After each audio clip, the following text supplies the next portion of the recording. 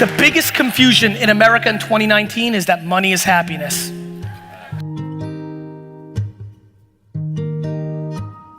But I know what's gonna happen. It's gonna post on YouTube and I'm gonna read the comments. I'll be like, yo, easy for him to say, I'm rich, but I'll cry in my Ferrari, until you're crying in your Ferrari.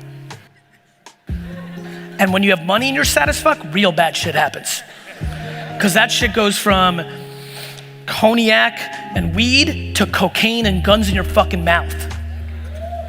My friends, it is time, once and for all, to fucking cut the bullshit. We need to start talking about happiness.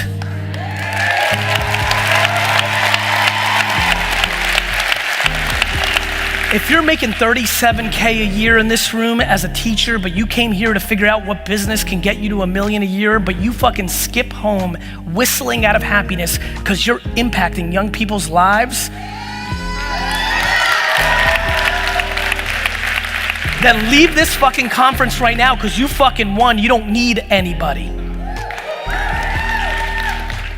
My friends, until our society, and this country especially, redefine success in being happy, not being rich, everybody will continue to go down the path that we're seeing in our society of depression, anxiety, drugs. You have to be honest with yourself, because if you're incapable of that, you have no prayer of happiness. And being honest with yourself is hard. My friends, we are so good at casting judgment on everybody else. We're unstoppable at that. Keyboard warriors on Twitter, we're not doing that to ourselves. And more importantly, how do you start chipping away in a world where you were parented or your environment made you that way? There are people right now that are living their life still in their 40s and 50s based on the opinion of their parents. They think they're doing the right thing because they fucking actually love their parents. I get it. I love my parents so uncomfortably much, it scares me. But they live it because they're appeasing lawyer, 2 kids, living in this area, doing this job, don't take risks because we told you not to. We came from a generation that didn't, so you're doing that. Or I was once an entrepreneur and fucked it up, and so we were scared, so now you don't do that. They live for their parents. They think it's good because everything's good because you're doing what your parents want. You feel like it's good. And then life keeps going. And then what starts happening is they start to resent their parents. Because now they're popping to their 50th birthday, their 60th birthday, their 65th birthday. They get a health scare and they're like, I'm not doing what I want to be doing. People here are in debt or can't do something because they're just staying above ground, but that's because they bought a house that was too expensive, not using rooms in that house, and they don't have the humility to sell that house and go back to rent because they don't want their friend from high school or their grandma to judge them because we manifested that you have to own a home.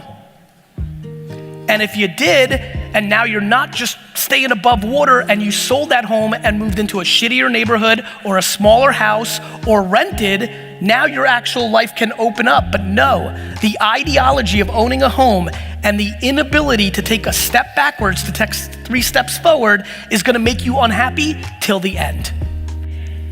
I'm watching real deep sadness, and it's not because of social media. Social media is not making you sad.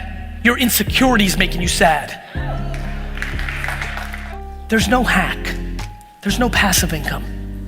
There's no system. You wanna build something? It's hard work and talent.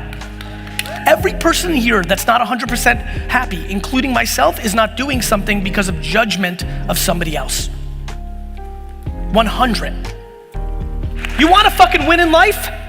Fall in love with losing, because most people here are scared of it.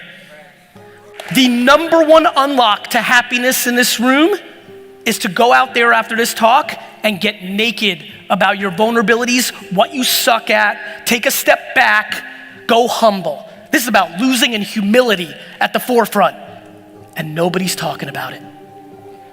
Every single other person talking is talking about fake it till you make it, winning at all costs, look the part before you are. Everybody here is trying to change the world. Change yourself first. So stop making judgment on the past and start being practical of what you can do instead of dwelling on what you can't do.